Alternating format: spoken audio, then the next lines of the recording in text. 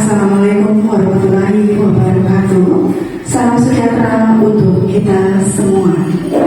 Yang terhormat Ibu Ayu Made Maniksu Yasmini, SE, SPD, MPD, selaku Kepala Sekolah SD nomor 1 Jimbaran.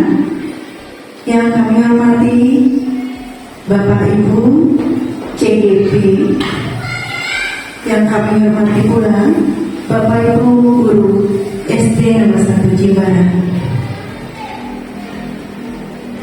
Baiklah, acara kita awali dengan doa.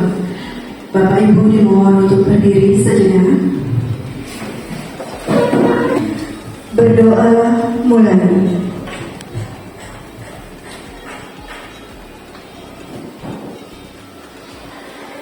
Berdoa selesai.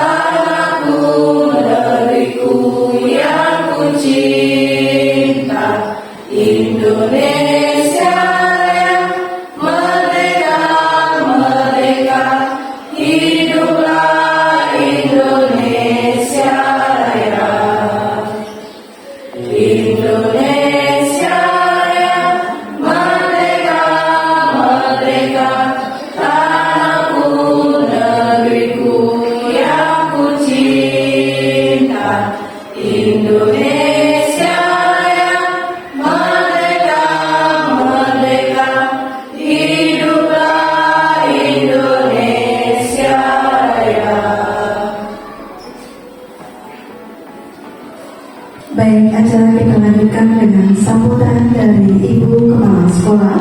Untuk Ibu Mai, waktu kami persilakan. Om Swastiastu. Assalamualaikum warahmatullahi wabarakatuh. Salam sejahtera bagi kita semua. Namo Buddhaya, salam kebajikan. Rahayu, rahayu, rahayu. Yang terhormat Bapak Ibu calon guru penggerak angkatan 11, yang kami hormati Bapak Ibu guru beserta staf pegawai SD nomor 1 Jimbaran. Pertama-tama, marilah kita panjatkan puji dan syukur kehadirat Tuhan Yang Maha Esa, Ida Sang Yang Widiwasa, atas nikmat dan karunia-Nya. Karena berkat rahmat beliau kita dapat berkumpul di tempat ini dalam keadaan sehat tanpa kekurangan suatu apapun. Bapak Ibu hadirin sekalian, adapun diseminasi kita kali ini mengusung tema budaya positif yang berupa aksi nyata yang dilakukan oleh calon guru penggerak angkatan 11 di Kabupaten Bandung. Penerapan budaya positif di sekolah merupakan salah satu upaya peningkatan kualitas pendidikan nasional. Penerapan budaya positif ini tidak bisa dilakukan tanpa dukungan dari semua elemen yang ada di sekolah. Dengan penerapan budaya positif diharapkan dapat mewujudkan visi sekolah dan membentuk karakter murid dalam mengimplementasikan nilai-nilai profil pelajar Pancasila. Adapun tujuan dari kegiatan diseminasi ini antara lain menumbuhkan budaya positif, mengembangkan nilai-nilai profil pelajar Pancasila pada diri murid dalam kegiatan pembelajaran, melakukan kegiatan pembiasaan murid untuk mengimplementasikan nilai-nilai profil pelajar Pancasila. Manfaat dari kegiatan diseminasi ini yaitu peserta dapat mengaplikasikan nilai-nilai profil pelajar Pancasila secara sadar dan berkesinambungan dalam proses belajar. Murid terlibat aktif dalam kegiatan sekolah dengan secara sadar mengamalkan nilai-nilai profil pelajar Pancasila sehingga tercipta pembelajaran yang menyenangkan dan berpihak kepada murid. Harapannya adalah adanya dukungan dari seluruh warga sekolah serta partisipasi aktif orang tua di rumah dalam membiasakan budaya positif. Dedikasi seluruh warga sekolah sebagai role model atau teladan bagi peserta didik dalam menanamkan budaya positif di sekolah. Sehingga kolaborasi seluruh warga sekolah dalam menciptakan serta membiasakan budaya positif di sekolah wajib dilakukan. Hadirin sekalian, sebelum kita memulai kegiatan diseminasi ini, kosongkanlah gelas Bapak Ibu terlebih dahulu. Mari kita mulai belajar dengan mengisi kekosongan itu. Sadari keberadaan Bapak Ibu di sini hari ini untuk menerima pembelajaran dengan baik. Demikian yang bisa saya sampaikan pada kesempatan kali ini. Saya juga ingin mengucapkan terima kasih kepada panitia yang dalam hal ini calon guru penggerak angkatan 11 yang telah bekerja keras untuk terselenggaranya acara ini. Mohon maaf jika ada perkataan yang kurang berkenan.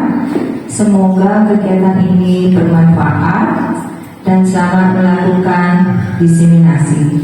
Sebelum saya tutup, saya ingin memberikan sebuah pantun. Silakan Bapak Ibu memberikan kata cakepnya ya. Pensil ini sudah tumpul, butuh peraut merek sashimi. Karena semua sudah berkumpul, mari kita buka diseminasi ini. Demikian yang bisa saya sampaikan. Om Santi Santi Santi Om.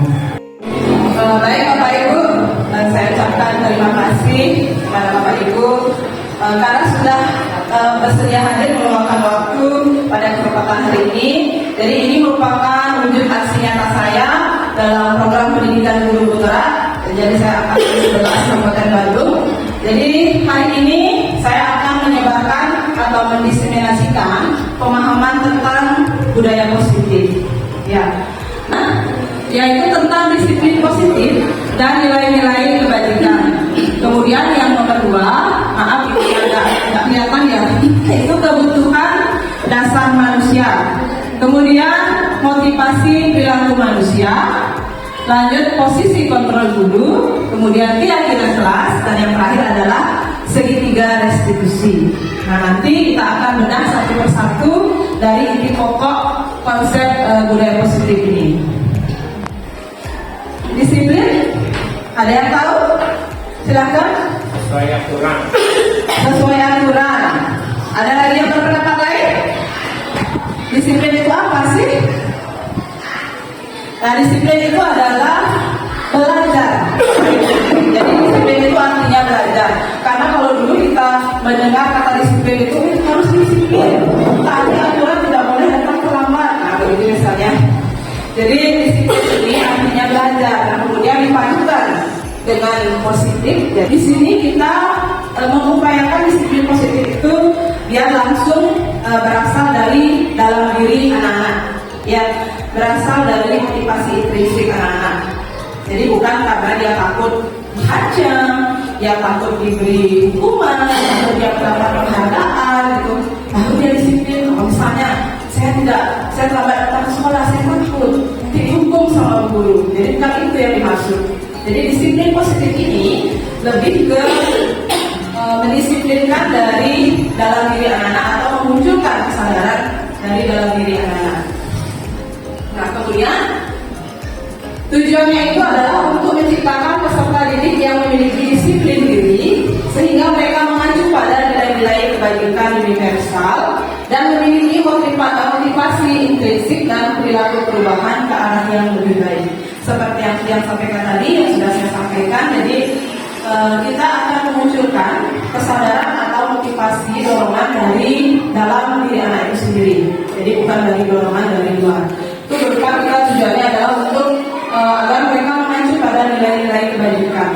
Nah, kemudian kita akan lanjut, apa sih nilai-nilai kebajikan tersebut? Nah, setiap pagi pada pembiasaan, hampir setiap hari kita menyanyikan 6 dimensi profil pelajar Pancasila. Ya, coba Pak Komang sebutkan 6 dimensi profil pelajar Pancasila, Pak.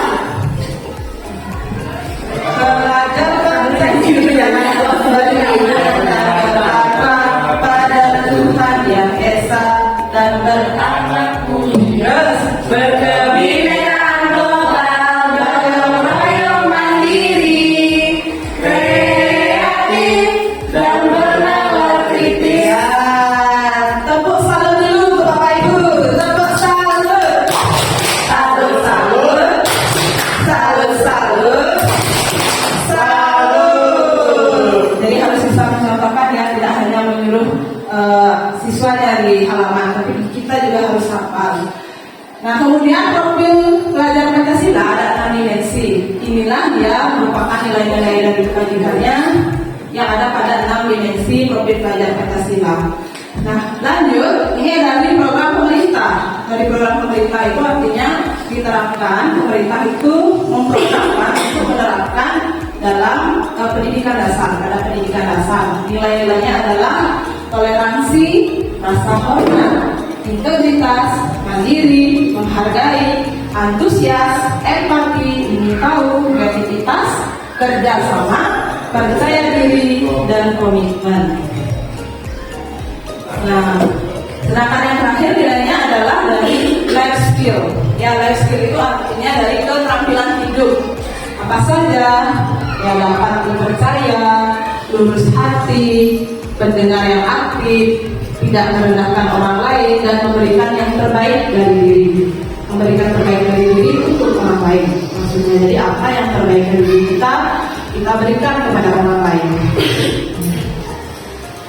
Lanjut. Nah, setelah dari nilai kebajikan, ternyata ada kebutuhan dasar manusia.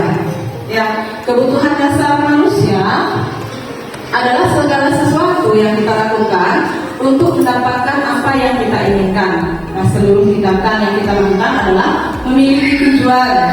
Tujuannya itu apa? Dari dalam rangka memenuhi kebutuhan kita, agar kebutuhan kita tersebut terpenuhi dengan baik. Itulah kebutuhan dasar manusia. Bapak Ibu ada yang tahu nggak? Apa saja itu kebutuhan manusia? Sandang, pangan, papan. Iya, betul sekali Bu Dwi. Ada sandang, pangan, papan. Ada lagi selain sandang, pangan, papan? Kasih sayang. Iya, betul Pak Agung. Ada lagi? Ya, oke, next. Bu Dwi. Ya. Ini adalah 5 kebutuhan dasar manusia. Jadi yang dibilang sama Bu Dwi tadi, sandang, pangan, dan papan itu termasuk pada kebutuhan yang pertama, yaitu kebutuhan untuk bertahan hidup. Ya. Nah, kemudian yang kedua ada butuh kasih sayang dan terima, yang diterima. Kira-kira kita butuh kasih sayang nggak? Betul sekali ya. Kita butuh kasih sayang dan ingin diterima oleh orang lain. Nah, dipedulikan, kemudian ingin menjadi bagian dari suatu kelompok. Yang ketiga, ada penguasaan. Penguasaan Kebiasaan itu harga diri, keinginan untuk dianggap, memimpin, diakui. Pokoknya saya ingin dianggap, saya ini bisa loh, kok saya bilang tidak bisa? Itu contohnya. Jadi ingin butuh akan penguasaan. Padahal saya bisa, kenapa saya dibilang tidak bisa? Saya butuh pengakuan itu, saya butuh dihargai. Nah itu dia penguasaan.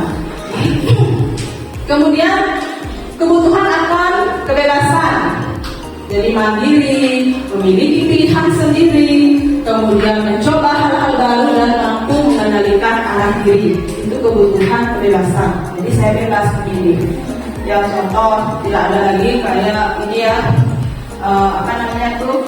perkawinan atau pernikahan yang dijodohkan. Saya berhak memilih. Saya ingin memilih pilihan saya sesuai dengan pilihan saya. Itu dia kebebasan. Ya, saya tidak mau dikekang di kelas. Karena saya sebenarnya menggambar. Kenapa saya dimarah sama guru? Saya senang menggambar, kan wajar ya. Saya mewarnai, padahal saya senang menggambar. Saya tidak senang diajak jiplak-jiplak, begitu misalnya kalau di kelas apa itu. Jadi butuh akan rasa kebebasan. Dan yang terakhir, ini butuh kesenangan, ya, butuh kesenangan. Jadi bermain, humor, antusiasme, kemudian tertawa, itu adalah kebutuhan akan kesenangan.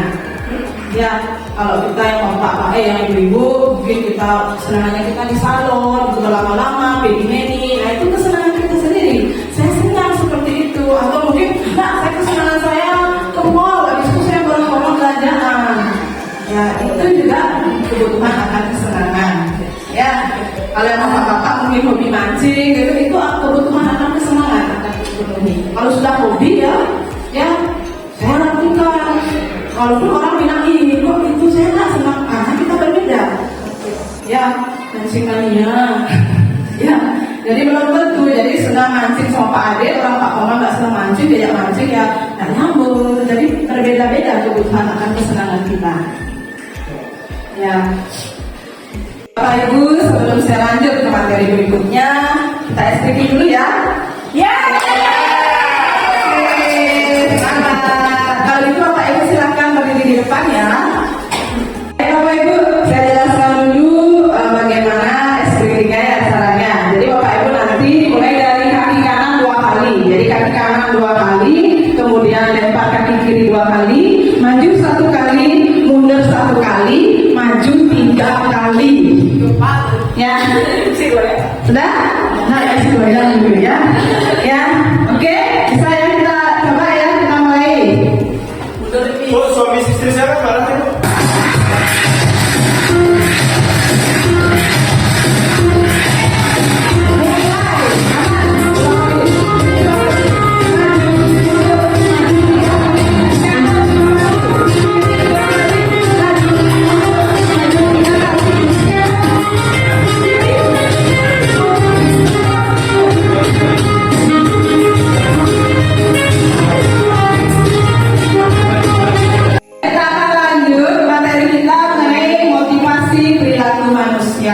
Jadi motivasi perilaku manusia yang pertama, ternyata ada motivasi itu untuk menghindari ketidaknyamanan atau menghindari hukuman. Kemudian yang kedua, untuk mendapatkan imbalan atau penghargaan dari orang lain.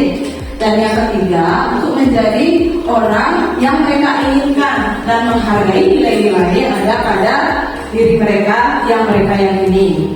Nah, contoh, misalnya untuk menghindari ketidaknyamanan atau hukuman. Jadi dia dimotivasi oleh itu, sama seperti tadi yang saya sampaikan. Saya tidak membuat PR, jadi tidak mengumpulkan tugas atau tidak membuatkan PR. Dia takut, kenapa buat PR? Ya buat aja, soalnya gurunya nanya. Nanti kalau nggak buat kita dimarah, dihukum lagi. Buat aja. Nah, itu artinya anak-anak itu terpaksa membuat karena takut dihukum oleh bapak dan ibu guru, ya, sehingga dia ada motivasi atau dorongan karena takut dihukum, jadi dia membuat PR. Nah itu masih berupa dorongan atau motivasi eksternal, motivasi dari luar yang takut dihukum oleh bapak ibu guru. Itu yang pertama. Kemudian untuk mendapatkan imbalan atau penghargaan dari orang lain. Ya, Nah, saya membuat PR ini, ya nanti soalnya guru sering loh, siapa yang buat PR? Saya dikasih penghapus, saya dikasih penggaris, dikasih hadiah, pengerola. Itu loh, makanya saya sering buat PR. Soalnya nanti ada hadiahnya. Itu dia mengapa anak membuat PR. Motivasinya karena itu. Nah, ternyata selama ini ya sedikit keliru kita memberikan, ya motivasinya karena itu, Bapak Ibu. Saya ingin mendapatkan pensil. Nanti dikasih pensil hadiahnya. Ayo kita buat PR yuk, nanti dapat pensil. Itu berupa dorongan masih eksternal, didorong oleh rasa ingin mendapatkan sesuatu atau penghargaan dari orang lain. Nah, kemudian yang ketiga, untuk menjadi orang yang mereka inginkan dan menghargai diri sendiri dengan nilai-nilai yang mereka yakini. Nah, ini ya kita menemukan kesadaran dari diri anak-anak. Jadi agar anak-anak sadar bagaimana sih apa yang kita lakukan agar anak-anak itu sadar, oh ternyata saya tidak buat PR, bukan karena dari ingin hadiah, bukan karena takut dihukum. Nah, ini yang ketiga, ini motivasi yang kita inginkan kepada anak didik kita. Lanjut. Nah, kemudian lanjut dulu mengenai hukuman, konsekuensi, dan restitusi. Jadi ada 3. Sementara ini yang kita kenal hanya hukuman dan konsekuensi. Apakah sebelumnya Bapak Ibu sudah pernah mendengar restitusi? Belum ya? Oh belum. Kalau Bapak Ibu dapat belajar mandiri di PRM, itu yang disiplin positif, di sana ada materi yang saya sampaikan, semuanya ada di sana. Jadi sekarang Bapak Ibu meninggalkan destinasi dari saya, nanti Bapak Ibu bisa menerapkan di kelas yang bisa Bapak Ibu upload di PRM, di disiplin positifnya. Nah, yang pertama, hukuman itu perbedaannya adalah tidak terencana atau secara tiba-tiba. Kalau konsekuensi disepakati atau terencana, sedangkan restitusi proses menciptakan kondisi bagi murid untuk memperbaiki kesalahannya. Contoh, ada seorang murid tiba-tiba datang lama sudah bel, bahkan pintu gerbang sekolah sudah ditutup. Maaf Pak, saya terlambat. Keliling lapangan 10 kali kamu. Kaget dia, saya terlambat keliling lapangan Pak. Cepat. Nah, itu dia hukuman. Sedangkan yang konsekuensi, rencana harus disepakati. Nah, ini sudah jam berapa? Kamu datang terlambat. Nanti setelah ini jam terakhir silakan kamu beli kaos kaki atau apa? Tadi saya bilang terlambat ya. Silakan kamu nanti tidak boleh istirahat karena kamu terlambat 20 menit. Nanti 50 menit kamu tinggal di kelas. Itu konsekuensinya. Baik Pak. Jadi itu kan sudah disepakati. Nah, sedangkan restitusi ini menciptakan kondisi untuk memperbaiki kesalahannya. Ya, ditanya, kenapa kamu terlambat? Alasannya apa? Nah, terus apa yang akan kamu lakukan agar kamu tidak terlambat lagi? Itu dia di restitusi. Kemudian yang hukuman, murid tidak akan tahu apa yang akan terjadi. Nah, kemudian yang konsekuensi, walaupun muridnya tahu dan disepakati, tapi dia tetap tidak nyaman. Nah, sedangkan yang restitusi, proses kolaboratif atau kolaborasi yang mengajarkan murid untuk mencari solusi sendiri. Nah, seperti yang saya bilang tadi, kalau datang sudah lari anaknya terlambat, gerbang dikunci, langsung, ayo keliling lapangan kamu 10 kali. Kan kaget dia, dia tidak dilibatkan, meskipun satu arah dia dihukum, artinya untuk keliling lapangan sebanyak 10 kali. Nah, sedangkan yang konsekuensi itu muridnya tetap dibuat tidak nyaman karena habis ini kamu tidak boleh istirahat karena kamu terlambat, nanti 20 menit berikutnya kamu tidak boleh istirahat. Itu kan konsekuensi, walaupun disepakati, tapi anak ini tetap tidak nyaman. Akhirnya kan dia tidak dapat istirahat, si anak. Nah, kemudian guru ini memonitor, benar nggak nanti juga tak lihat dia, awas nanti ya kalau dia istirahat pas jam istirahatnya, karena saya sudah berikan dia konsekuensi yang sudah disepakati. Dimonitor terus kalau dia konsekuensi. Baik. Nah, sampai di sini dulu. Ada yang bertanya Bapak Ibu terkait hukuman, kemudian konsekuensi dan restitusi? Apa boleh saya lanjut? Silakan. Di sini ada 5 posisi kontrol kita sebagai guru Bapak Ibu. Dan ternyata setelah saya mempelajari ini, saya baru sadar ternyata tidak hanya sebagai guru saja saya seperti itu. Ternyata itu juga saya terapkan di rumah kepada anak saya. Ya, anak saya sering membuat begitu. Ternyata selama ini saya salah. Ya, setelah menjadi orang tua dalam artian begini. Ketika anak saya berbuat salah atau tidak sesuai dengan keinginan saya bilangnya begini, aduh, kenapa begitu? Dek, kasihan sama ibu. Ibu sudah bekerja, sudah jauh sampai rumah ibu capek, Dek. Adek kasihan sama ibu. Kenapa Dek begini? Jawablah anak saya. Ternyata itu salah Bapak Ibu. Ya, kan salah si keliru ya. Seharusnya kita tidak berbuat itu cenderung membuat anak menjadi menyalahkan dirinya sendiri. Aduh, karena saya, ibu saya seperti ini gitu. Ya. Nah, posisi kontrol guru itu ada 5 Bapak Ibu. Yang pertama itu adalah penghukum. Yang kedua, membuat merasa bersalah. Kemudian ada sebagai teman, ada pemantau, dan terakhir ada sebagai manajer. Saya akan jelaskan dari posisi kontrol guru sebagai penghukum. Nah, kalau sebagai penghukum, guru itu tidak ada kesepakatan antara guru dan murid. Kemudian itu terjadi secara tiba-tiba seperti di slide sebelumnya. Jadi begitu datang, langsung buka sepatu, langsung bersihkan WC. Nah, itu hukuman. Jadi misalnya tidak OPR dengan membersihkan WC itu tidak ada kaitannya. Dan itu dia secara tiba-tiba langsung kaget anaknya, aduh, saya nak buat PR, kenapa bersih WC? Langsung dihukum. Nah, kemudian pembuat merasa bersalah, seperti yang saya sampaikan tadi, ternyata saya juga begitu di kelas, di rumah ternyata begitu juga saya kepada anak saya. Ya, saya bilang, oh kok begitu, nak kasihan. Nah, dulu sama siapa namanya muridnya dia, Dede itu. Dia sudah kasihan sama guru. Nanti kalau guru itu siapa yang nyerang dulu?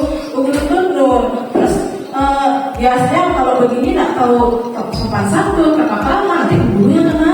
Apa tidak kasihan dia sama guru? Ternyata itu adalah membuat rasa bersalah. Nah, kemudian bagaimana sebagai teman? Kalau sebagai teman ini, aduh kamu tak buat PR ya? Ya kalau tak buat PR besok buat ya. Ya, nah ibu tolong ya. Besok buat PR-nya. Nah, kalau itu besok ibu ya. Sudah ya, ibu ya. Nah, itu dia contoh sebagai teman. Ya. Kalau sebagai pemantau, nah kalau yang pemantau ini terus dipantau seperti yang tadi di konsekuensi. Dipantau, tidak buat PR nanti atau enggak minggu depan besok kamu kumpul PR-nya. Jadi dipantau benar enggak dia kumpul PR-nya. Kalau cuma benar dikumpul, dipantau terus. Sekarang nggak buat PR, besok konsekuensinya kamu tahu. Kalau konsekuensinya dari dulu, besok kamu harus membuat PR dan kumpul besok. Disepakati, dipantau, besok harus kumpul. Kalau besoknya nggak lagi dikumpul, dipantau sama dia, sama gurunya. Nah itu dia masih identitas gagal. Nah kemudian yang terakhir, yang manajer. Jadi ini sudah yang ketiga tadi, yang motivasi, yang restitusi. Ya, jadi memunculkan motivasi dari dalam diri anak-anak tersebut.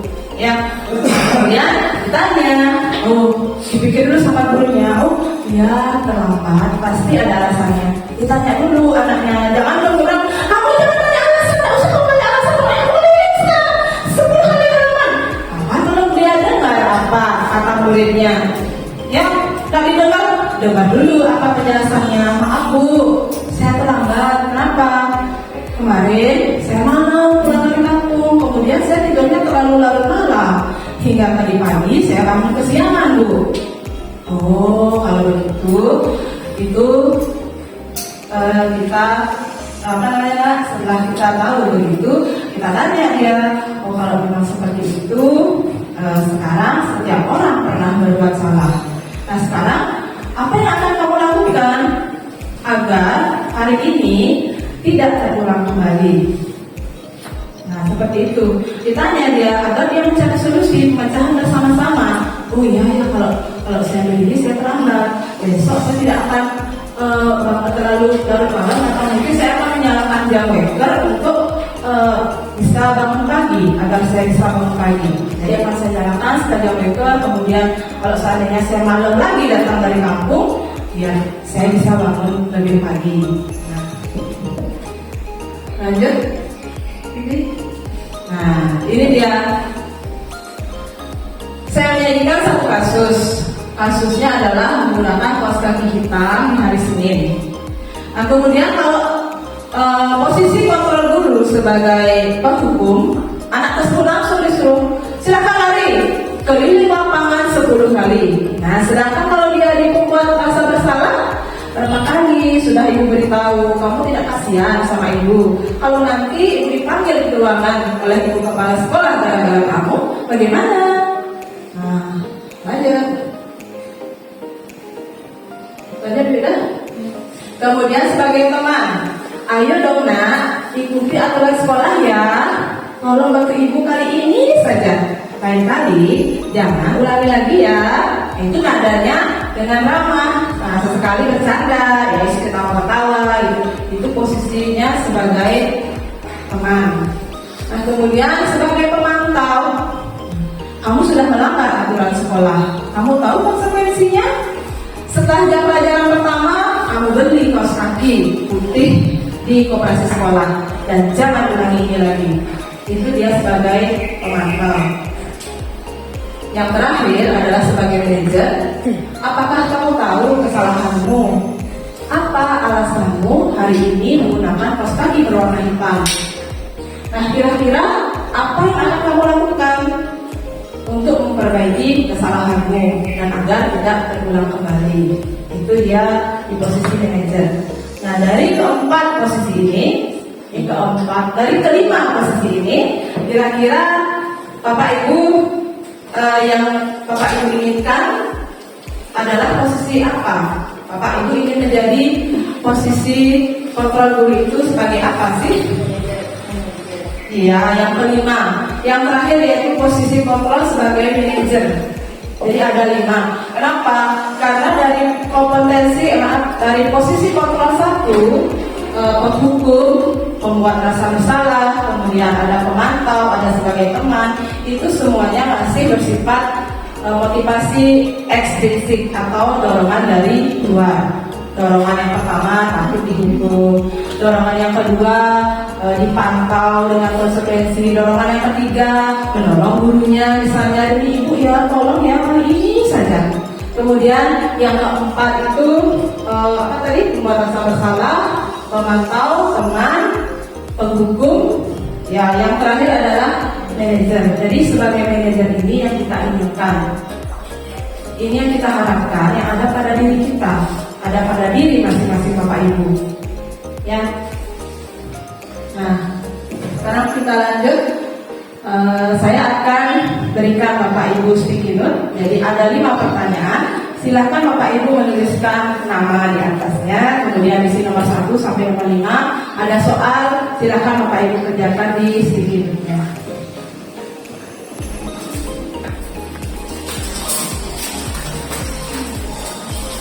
Sebagai apa sih posisinya Bapak Ibu?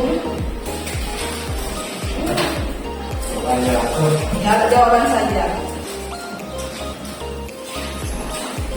Jawabannya silakan ya, ada soalnya, ada 5. Silakan isi nama, nggak apa-apa. Nggak apa-apa, nggak masalah.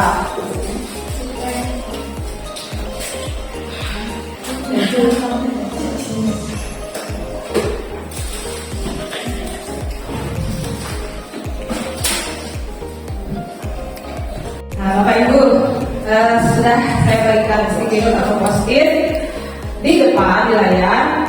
Silakan Bapak Ibu isi jawabannya. Nah, dari yang kelima posisi kontrol yang saya jelaskan tadi, yang pertama ini, yang nomor 1 ini termasuk posisi kontrol apa sih? Apakah dia penghukum, apa pembuat rasa bersalah, apa pemantau, apa sebagai teman, atau sebagai manajer? Ada 5. Jadi di sini pernyataannya sudah saya tampilkan di layar. Nah, termasuk posisi kontrol apa Ya, jangan lupa diisi nama ya.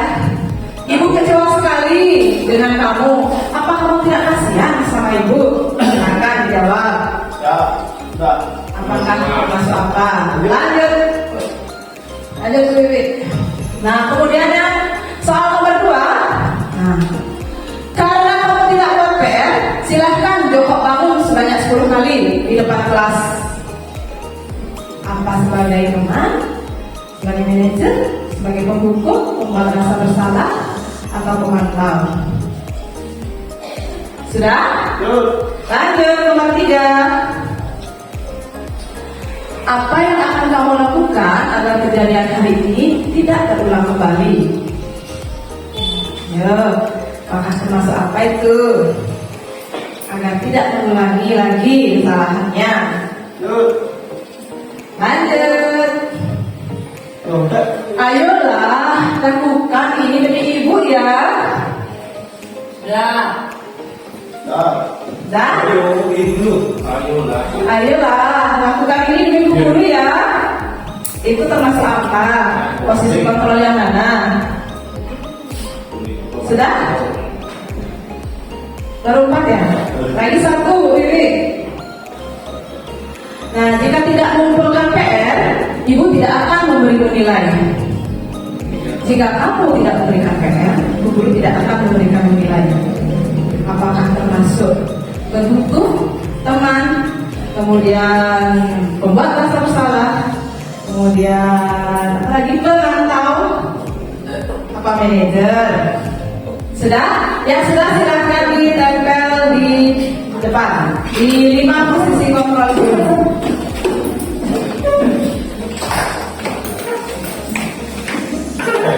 Salah gula.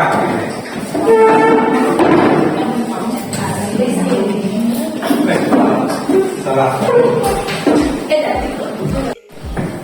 Baik Bapak Ibu, hasilnya sudah ada di depan, jadi sudah ditulis. Wih, dikasih ini nggak berani kasih nama nih. Jadi dari 10-nya kita akan bahas dari depan. Yang dari nomor 1, Wih. Nah, yang ini ya, ibu kecewa sekali dengan kamu. Apa kamu tidak kasihan? Ya ibu seperti ini. Ya betul sekali. Pembuat rasa bersalah. Teman. Oh ini Pak Agungnya sama Bu Cahya, Pipi itu teman. Oh, ini dari Ibu Gesek. Jadi yang pertama itu pembuat rasa bersalah. Di sini di mana pernyataannya ada di kalimatnya ini. Apa kamu tidak kasihan sama Bu Guru? Ya, apa tidak kasihan? Kemudian ibu kecewa sekali dengan kamu. Ini bukan teman ya. Ini adalah pembuat rasa bersalah. Salah. Ya, lanjut Bu Pipi. Kedua, karena tidak kuat PR, silahkan jongkok bangun sebanyak 10 kali. Ya, ini adalah penghukum. Benar semua Bapak Ibu ya. Bapak Ibu. Yang ketiga, apa yang kamu lakukan agar kejadian hari ini tidak terulang kembali? Ya, itu. Pak Abi, Pak manajer di sini pemantau. Ya, sebagai manajer. Nah, yang ini Pak Agung ya, ayolah lakukan ini demi Bu Guru ya. Nah, ini adalah sebagai teman. Dan yang terakhir, nah jika tidak melakukan tugas, Mantap. konsekuensinya anak-anak tidak akan dapat nilai, atau guru tidak akan memberikan nilai. Iya, betul. Oke, kita kasih tepuk gejam lagi Bu Cahya untuk Bapak Ibu sendiri. Tepuk gejam. Tidak boleh diobi. Gejam. Asik.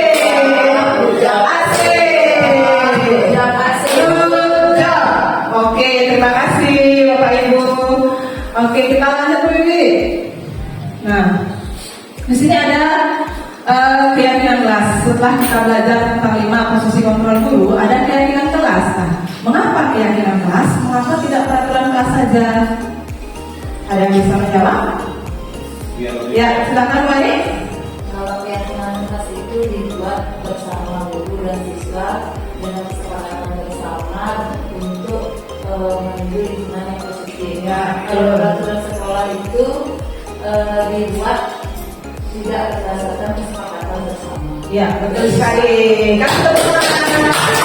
Jadi betul ya. Kenapa keyakinan? Kenapa tidak peraturan? Kalau dia peraturan, itu dibuat oleh satu pihak diri sendiri saja, oleh guru saja misalnya. Saya membuat peraturan kelas, tidak boleh ini, tidak boleh ini, tidak boleh ini. Nah kemudian, kenapa keyakinan kelas?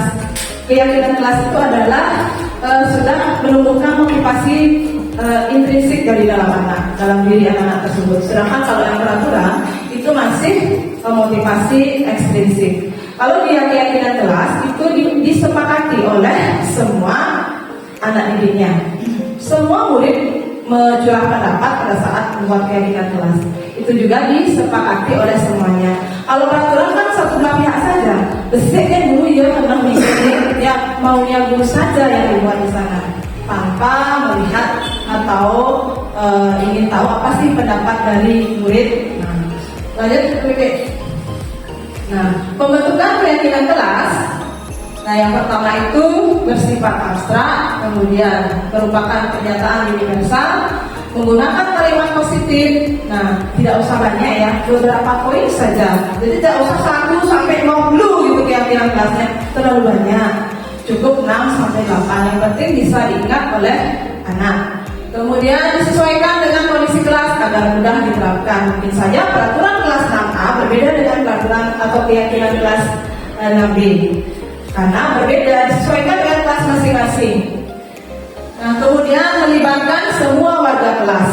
Guru memfasilitasi, kemudian semua anak wajib berpendapat, mengeluarkan pendapat, kemudian dicatat oleh guru, kemudian dijadikan kalimat positif dulu, diambil nilai-nilai kebajikannya yang ada, kemudian baru nanti terakhir terbentuknya keyakinan kelas. Nah, mungkin nanti ini yang akan saya jadikan atau saya ibaskan pemahaman ini kepada murid, karena kemarin hari saya lihat di kelasnya Bu Tina itu keyakinan kelasnya masih berupa kalimat negatif. Jadi di sana masih tidak membuang sampah sembarangan, tidak datang terlambat, tidak. Nah, kebetulan waktu ini saya lihat mungkin besok atau lusa saya akan menerapkan keyakinan di kelasnya Bu Tina di kelas 5. Lanjut Bu Wiwi.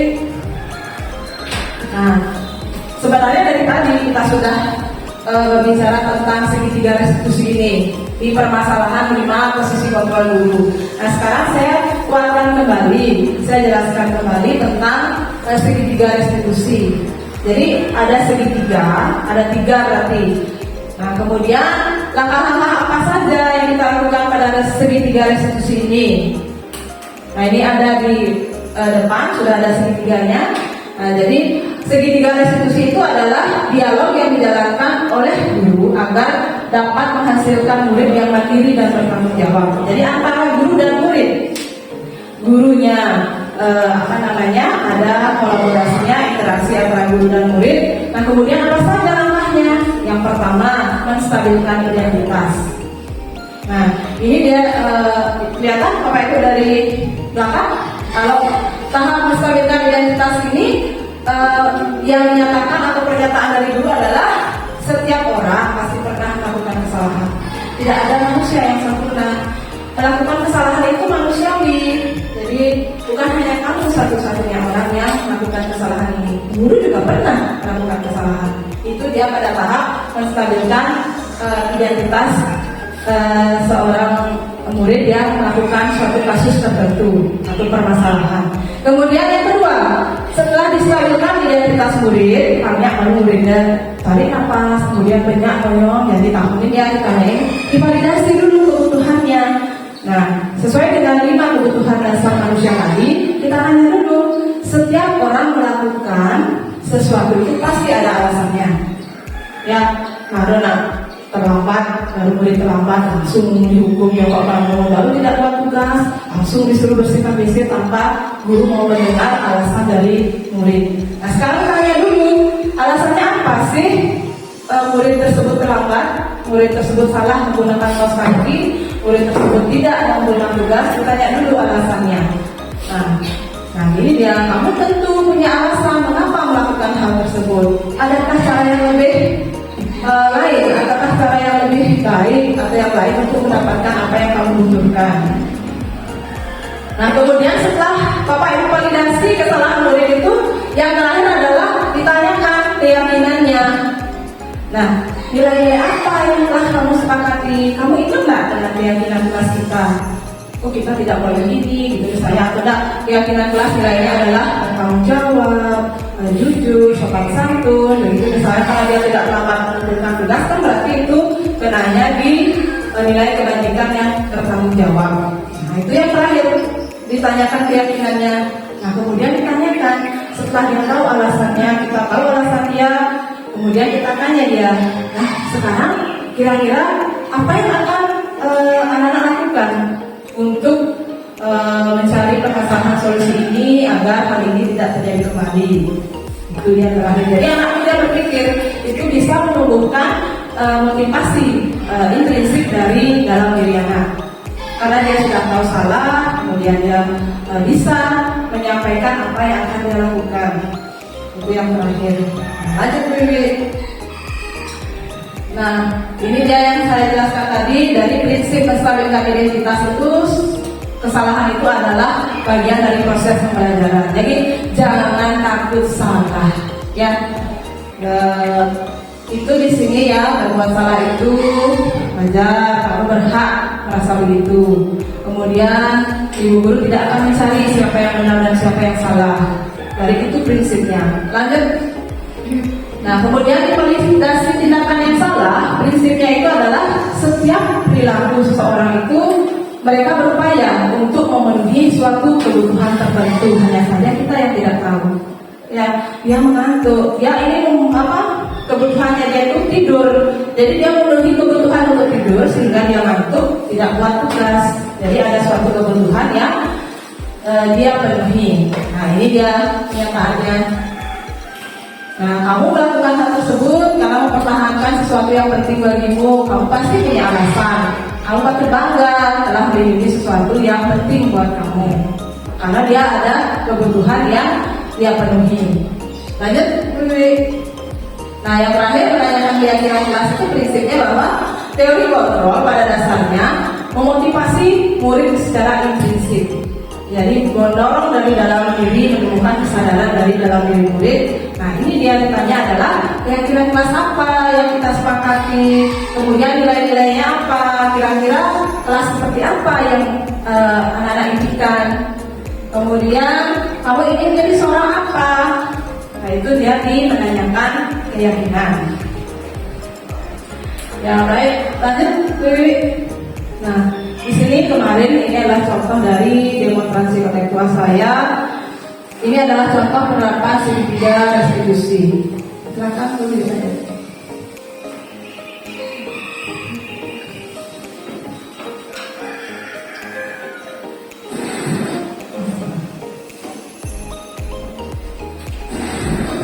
Selamat pagi Satya.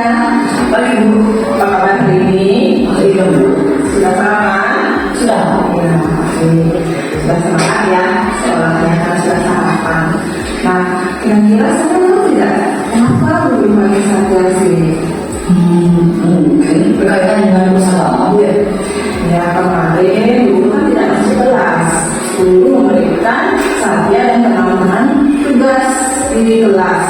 Nah, setelah guru cek tadi ternyata tugas Satya tidak ada. Satya masuk kemarin. Ya masuk. Nah, kenapa tidak menentukan tugas? Tugas saya harus selesai kelas 3 itu. Sehingga saya tidak bisa mengurus itu. Nah, Satya melakukan kesalahan itu manusiawi. Setiap orang pernah berkuasa. Ya, sekarang sendiri tidak akan mencari. Oh, Satya itu saya tadinya yang ngasih apa? Tidak mencari seperti itu. Yang untuk diinginkan adalah mencari solusi atau pemecahan dari masalah seperti ini.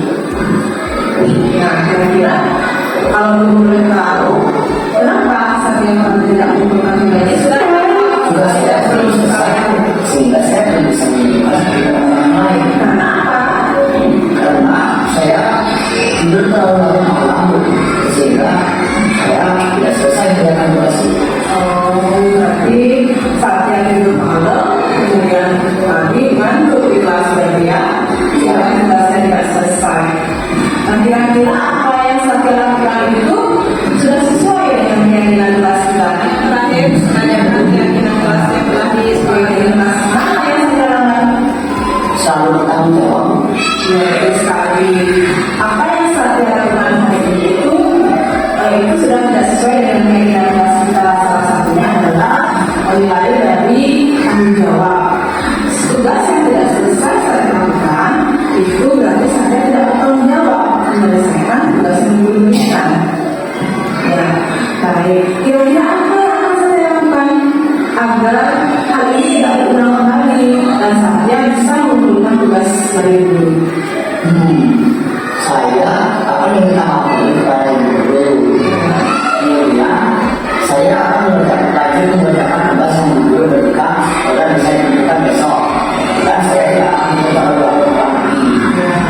Kalau sampai jurusan apresiasi apa yang sudah Satya sampaikan, tanggung jawab Satya mudah-mudahan bisa Satya laksanakan dengan baik dan tugas guru bisa berjalan. Ya, sekarang Satya boleh kembali ke istirahat. Terima kasih.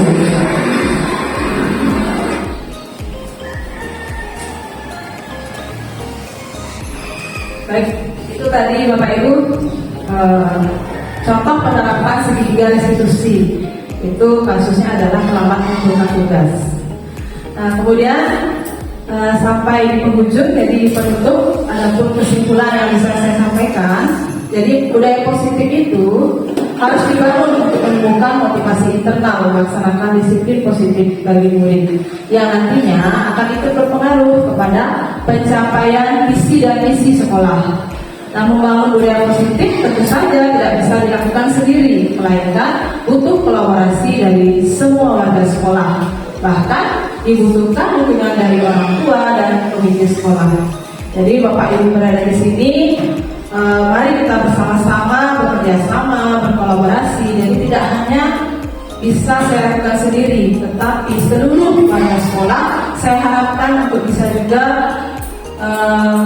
melaksanakan pemahaman disiplin positif ini dalam keseharian kita.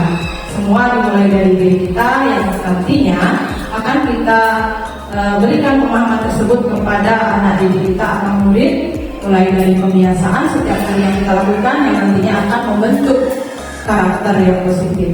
Baik, terima kasih Bapak Ibu. Demikian pemahaman saya terkait tentang budaya positif. Terima kasih atas waktunya. Kita beri tepuk tangan untuk Bapak Ibu semua.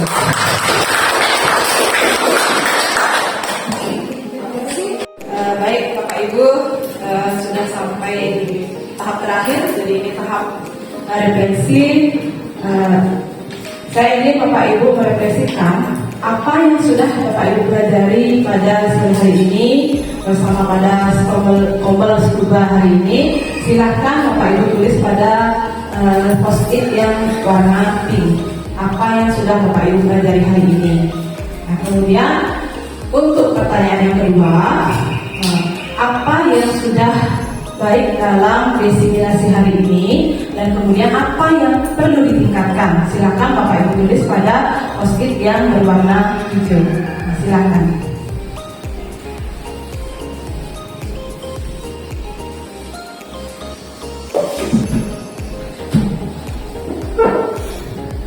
Tadi apa saja ada nanya yang kita pelajari? Ya, Bapak ingat begitu. Nah, kemudian apa yang sudah baik dalam diseminasi saya hari ini, kemudian apa yang perlu ditingkatkan? Tentunya nanti hasil refleksi ini akan saya gunakan untuk perbaikan selanjutnya. Silakan kalau sudah selesai, silakan ditempel Bapak Ibu. Yang hijau di sebelah kanan, yang pink di sebelah kiri.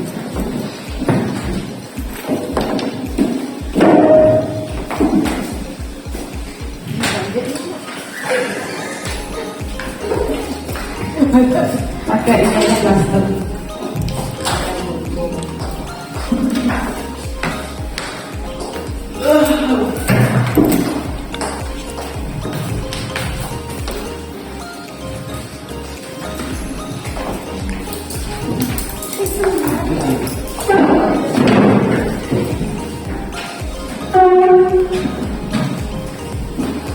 Baik Bapak Ibu, terima kasih refleksi yang sudah Bapak Ibu tuliskan di post-it. Di sini ada apa yang sudah Bapak Ibu pelajari hari ini. Nampaknya sudah lengkap. Ada budaya positif, kebutuhan dasar, segitiga restitusi, keyakinan kelas, kemudian penerapannya, posisi kontrol, dan segitiga restitusi. Terima kasih berarti Bapak Ibu memperhatikan dengan baik pemahamannya. Nah, kemudian apa hal yang sudah baik dan yang perlu ditingkatkan untuk saya jadikan acuan nanti untuk lebih baik lagi menyampaikan destinasi berikutnya. Jadi yang sudah baik, penyampaiannya sudah bagus, sudah memberikan contoh nyata atau contoh konkret, dan perlu ya hal yang sudah baik menerapkan keyakinan kelasnya, ya, dan yang perlu ditingkatkan adalah memberikan pemahaman kepada murid. Ya, seperti yang saya sampaikan, kalau tidak besok mungkin lusa, penyebaran pemahaman disiplin positif ini tidak hanya saya lakukan kepada Bapak Ibu di sini, kepada guru-guru, tetapi kepada siswa juga, kepada murid di kelas juga. Nah, nanti pada murid saya akan membentuk keyakinan kelas di kelas 5. Ya. Baik Bapak Ibu, demikian tadi diseminasi dari saya. Semoga bermanfaat untuk kita semua. Terima kasih kehadiran Bapak Ibu pada sore hari ini pada kombel kita, kombel Stupa Bergema. Akhir kata saya ucapkan terima kasih dan saya tutup dengan kalam santi. Om Santi, Santi, Santi, Om.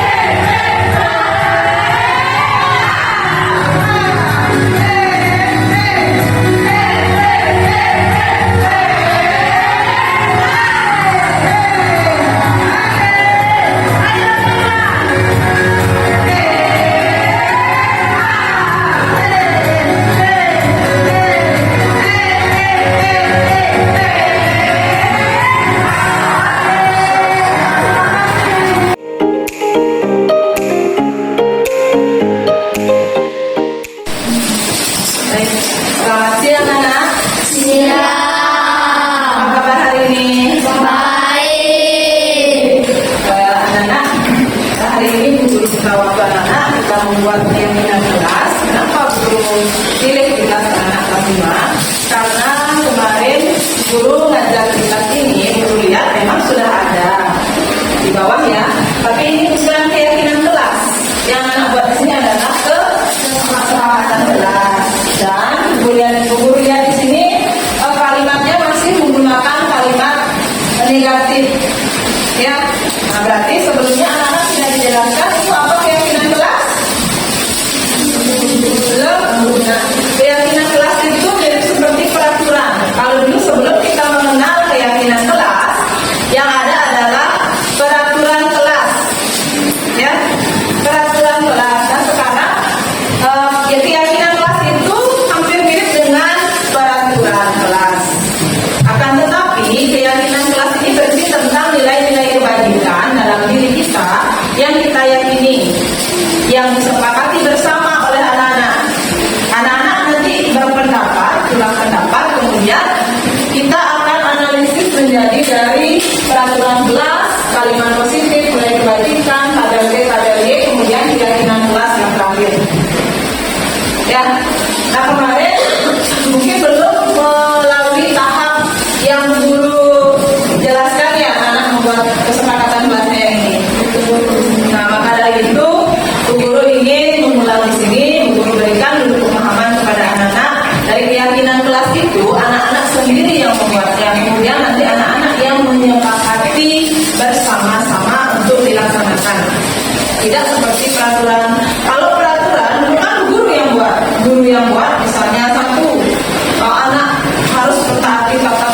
itu misalnya.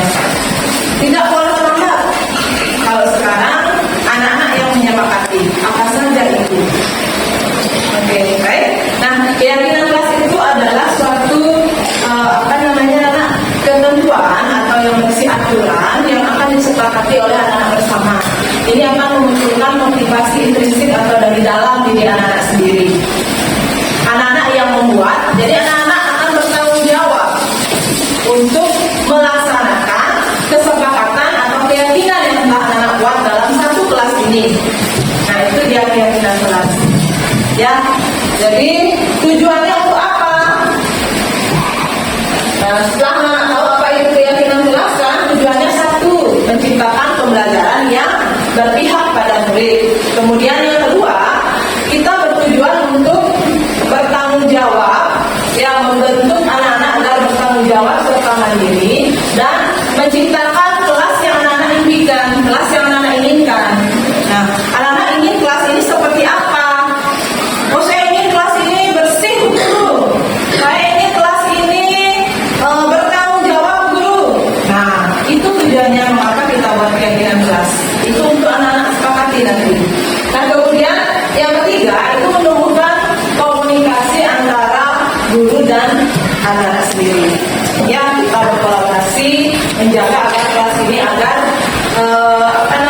menjadi kelas yang anak-anak impikan. Ya. Nah, kemudian apa saja dan bagaimana langkah-langkah kita membuat keyakinan kelas. Yang pertama, guru akan melibatkan anak-anak semua. Jadi setiap anak itu berpendapat. Ya, peraturan kelasnya seperti apa? Anak-anak buat di peraturan nanti, masing-masing anak membuatnya. Ya. Nah, kemudian setelah itu anak-anak akan tempel di sini di kertas yang biru. Nah, kemudian anak-anak mengemukakan atau menulis ide atau pendapat terkait peraturan kelas itu dalam post-it yang sebentar akan guru bagikan, kemudian menempelnya di sini. Nah, setelah itu kita akan melakukan refleksi dari kalau di sini misalnya nanti ada kalimat negatif yang berisi kata tidak, itu akan kita ubah ke dalam kalimat yang positif. Contoh, misalkan yang sudah buat ini tidak boleh ribut saat guru berbicara. Kalau kalimat positifnya apa? Boleh ribut di kelas itu? Nah, apa kalimat positifnya? Mendengarkan saat guru menjelaskan. Jadi kita tidak menggunakan kata tidak. Tidak yang kita hapus, kita ubah ke dalam kalimat positif. Nanti kalau misalnya ada kesamaan di peraturan kelasnya kita jadikan satu, kemudian setelah itu kita akan ubah dia ke dalam kalimat positif. Dan setelah kita nanti ubah ke dalam kalimat positif, kita akan temukan nilai-nilai kebajikan apa saja yang ada dalam kalimat-kalimat ini. Contoh, anak-anak tahu nilai kebajikan? Yang setiap hari anak-anak nyanyikan, belajar Pancasila, beriman dan bertakwa pada Tuhan Yang Esa dan berakhlak mulia, berkebinekaan global, gotong royong mandiri, kreatif dan bernalar kritis. Ya, itu dia adalah nilai-nilai kebajikan dari 6 dimensi profil pelajar Pancasila. Beriman, bertakwa. Kemudian ada juga nilai kebajikan dari program pemerintah pada kita pendidikan di sekolah dasar itu ada toleransi, menghargai, bertanggung jawab, mandiri, komitmen, itu semua nilai-nilai kebajikan. Kalau dari life skill atau keterampilan hidup itu ada kejujuran, ya, menghargai orang lain, rendah hati, itu juga termasuk nilai kebajikan. Ya, nanti setelah di sini kita dapat, kita ambil nilai kebajikannya. Kemudian kita langsung analisis ke tabel B dan tabel G. Contoh misalnya tampak seperti tidak datang atau sini apa tadi tidak ikuti kelas, berarti dia mendengarkan, tampaknya berarti tidak tampaknya lain-lain atau ikuti kelas. Kalau tampaknya dia seperti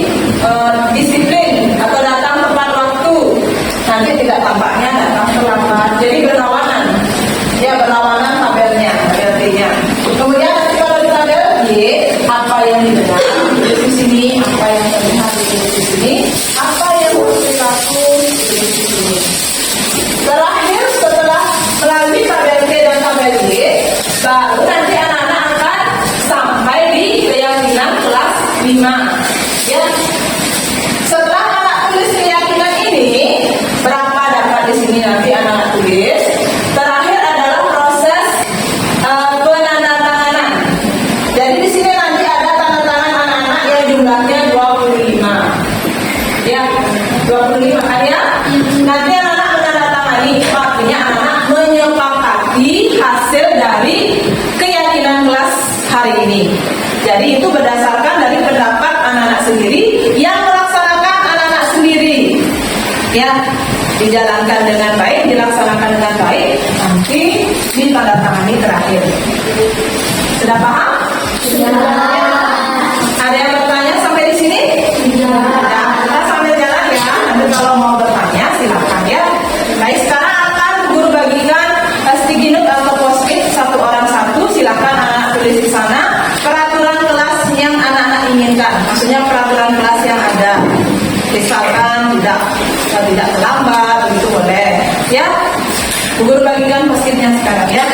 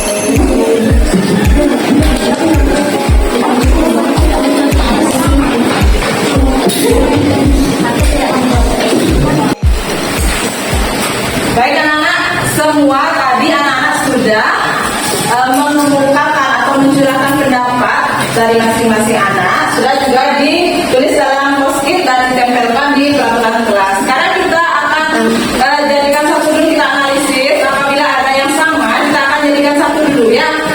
Oke, kita jadikan satu. Datang ke sekolah, menjaga kebersihan kelas, mendengarkan guru, tidak boleh jarak meja, datang tepat waktu. Ya, ini syahadat. Jadi guru jadikan satu dulu ya. Kemudian mendengarkan guru berbicara, guru jadikan satu. Tidak telat saat piket, berarti datang tepat waktu ya. Tidak boleh makan saat jam pelajaran, tidak boleh ribut, tidak boleh makan, guru jadikan satu. Membuat PR tepat waktu, datang tepat waktu. Menjaga kebersihan, tidak mencoret-coret sama. Kemudian tidak telat, guru jadikan satu. Tidak membuang sampah di kolong meja, berarti menjaga kebersihan kelas ya. Tidak memilih teman, datang tepat waktu paling banyak.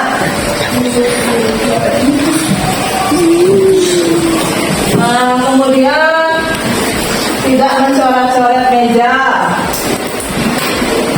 datang tepat waktu. Tidak mencontek saat ulangan, pikir bersama. Oh, berarti datang tepat waktu yang paling banyak anak. Mengerjakan tugas tepat waktu. Tidak boleh makan, ribut, tidak boleh ribut, tidak pilih teman, sama dengan mendengarkan saat guru, tidak mencontek. Nah, dan ketemu anak di sini yang guru jadikan satu adalah tidak boleh datang telat ke sekolah, ya, tidak boleh datang terlambat.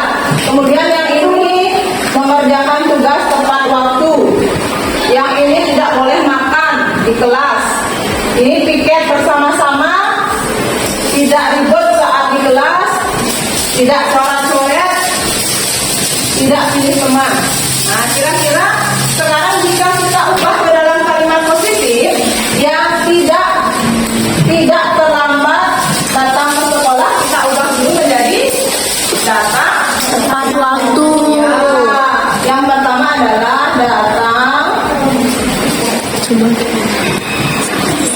Tepat waktu.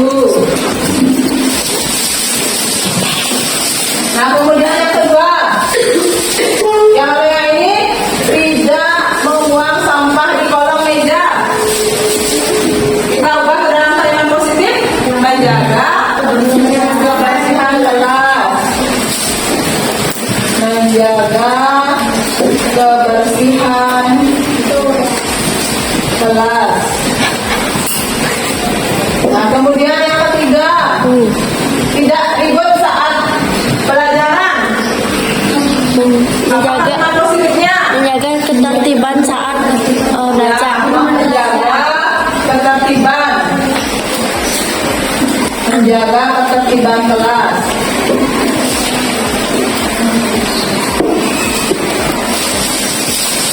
Nah, kemudian ini tidak boleh pilih teman.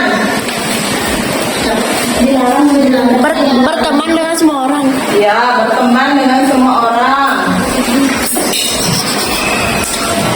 Dengan semua orang.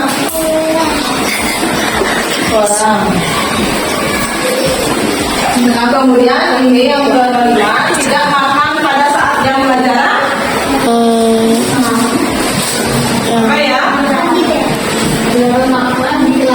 Ya, diubah ke dalam kalimat yang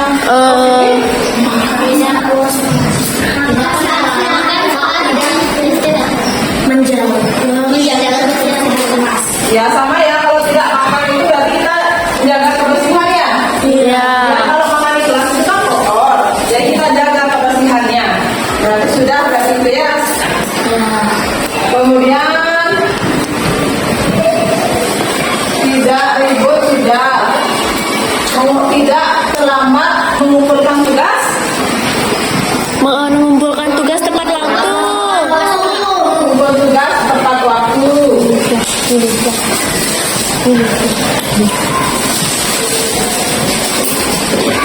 Ya, ini ya sudah kita masuk ke dalam kalimat yang positif. Nah, sekarang nilai kebajikannya apa? Yang pertama, kalau datang tepat waktu itu nilai kebajikan kira-kira apa ya? Nilainya adalah disiplin. Wow. Disiplin. Nah, kemudian yang kedua, menjaga kebersihan kelas. Tertib. Tanggung Jawab. Tanggung jawab tidak? Harus ditanggung jawab anak-anak agar kelasnya tetap bersih. Kemudian yang ketiga, menjaga ketertiban kelas. Ya, ketertiban atau ketaatan. Kemudian yang keempat, selanjutnya berteman dengan semua orang.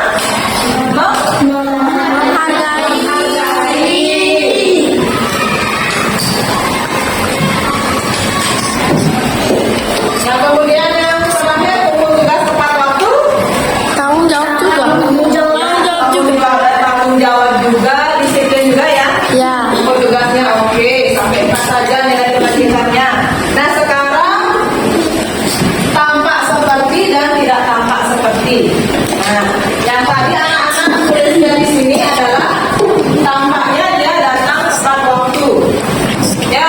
Nah, sekarang guru balikan lagi sedikitnya. Di tabel B tampak sepertinya. Ya.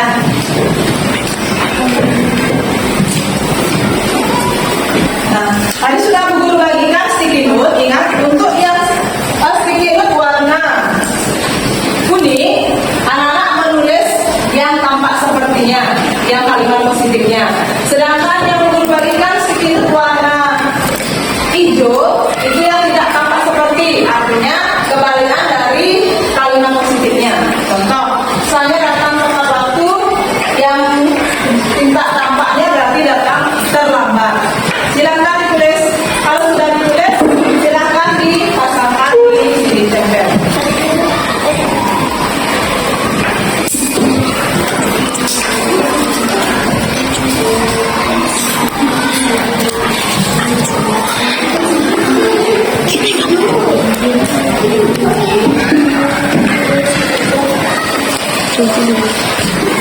Silakan Kamel.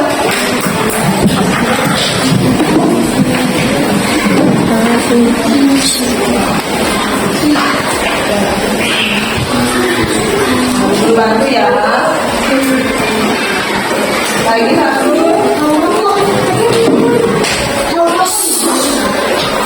Lagi satu. Sekarang yang terdengar, terlihat dan berperilaku. Dari situ yang mana yang bisa kita lihat? Semua ya, datang tepat waktu bisa. Kemudian menjaga kebersihan juga bisa. Berteman dengan semua orang juga bisa. Kemudian tugas tepat waktu, ya terlihat, terdengar, berperilaku. Jadi di sini kita terlihatnya dia datang tepat waktu, berperilaku juga datang tepat waktu. Ya kan itu sikap anak-anak, perilakunya anak-anak. Ya berteman dengan semua orang juga bisa. Ya jadi itu dia. Nah, jadi nanti di sini apa namanya ditulis kembali seperti ini. Gantikan saya.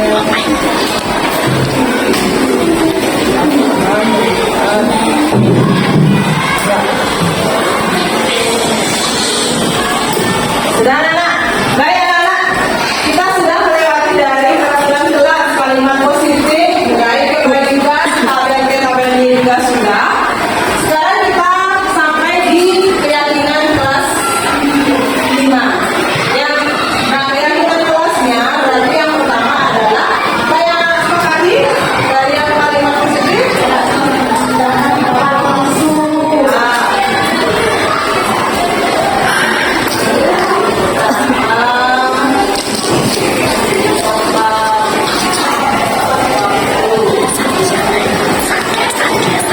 Nah, kemudian boleh tak menjaga kebersihan dan ketertiban kelas.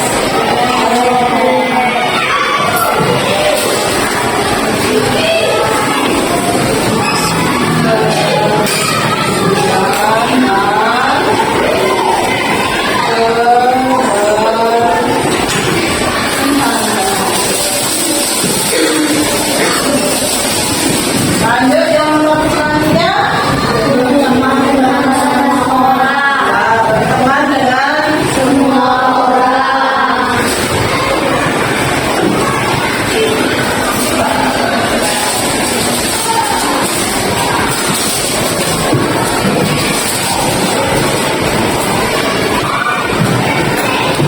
Kemudian yang keempat,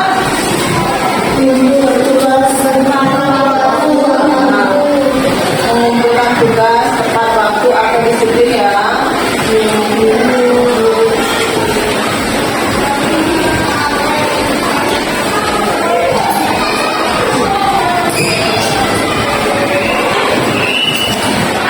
Nah, bagi satu boleh nggak dikatakan? Apa ya? Bagi satu katakannya. Nah, tadi ada kasus ambilnya buku, habis itu meja katanya bagas, jadi bagas sih itu kalau begitu gimana? Ya, boleh kalimat gini kasih menghargai dan menghormati.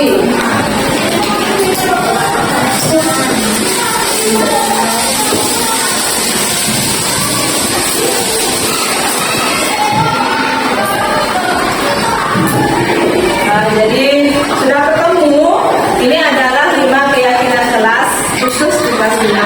Karena keyakinan kelas itu berbeda-beda sesuai dengan kondisi dan kebutuhan kelas masing-masing.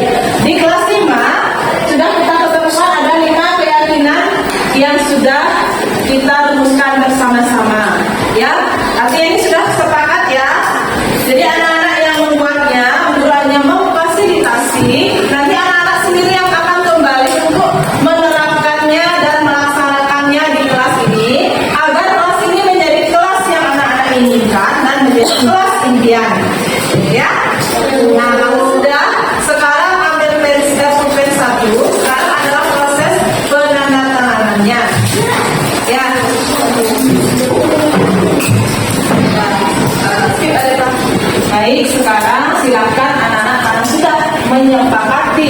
keyakinan kelas ini. Silakan sekarang anak-anak menandatangani keyakinan kelas ini. Silakan dari nomor 1 sampai nomor 5 di sebelah sini silakan maju. Kemudian dari nomor 11 sampai nomor 15 di sebelah sini. Silakan bergantian. Silakan tanda tangan siapa yang nomor 1.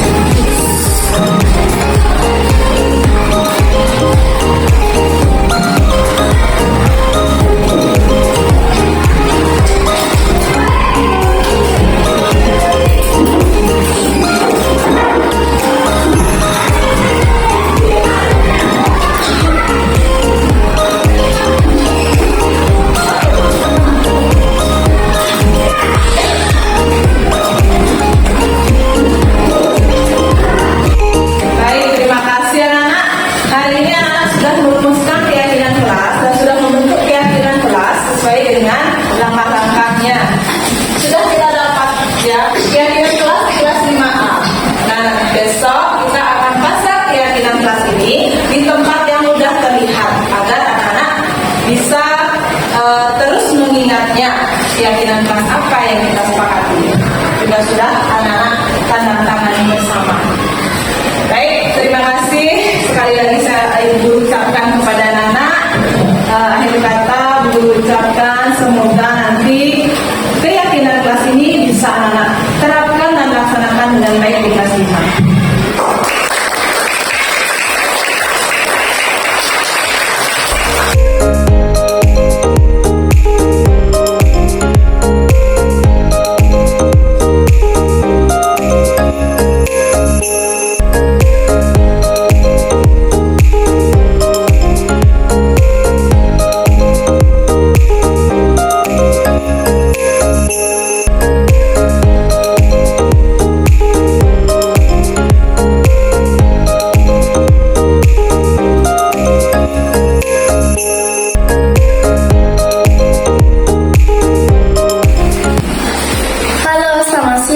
Perkenalkan, saya Adeva dari kelas 5.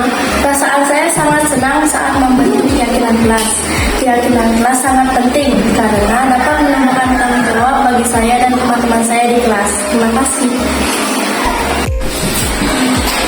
Halo semua, perkenalkan nama saya Angga dari kelas 5. Perasaan saya saat membentuk keyakinan kelas sangat senang karena keyakinan kelas dapat menumbuhkan rasa kemandirian. Terima kasih. Selamat siang, perkenalkan nama saya IKD Kevin Yona Pranaja dari kelas 5. Saya sangat senang saat membentuk keyakinan kelas. Keyakinan kelas dapat menumbuhkan rasa tanggung jawab, disiplin, dan mandiri. Terima kasih. Halo semua, perkenalkan nama saya Enis dari kelas 5. Perasaan saya saat membuat keyakinan kelas sangat senang sekali karena keyakinan kelas dapat menumbuhkan rasa kemandirian, tanggung jawab, dan kedisiplinan bagi saya dan teman-teman saya. Terima kasih. Halo semua, perkenalkan nama saya Jaya dari kelas 5. Perasaan saya saat membentuk keyakinan kelas adalah senang karena keyakinan kelas dapat membuat kita menjadi anak yang disiplin. Terima kasih.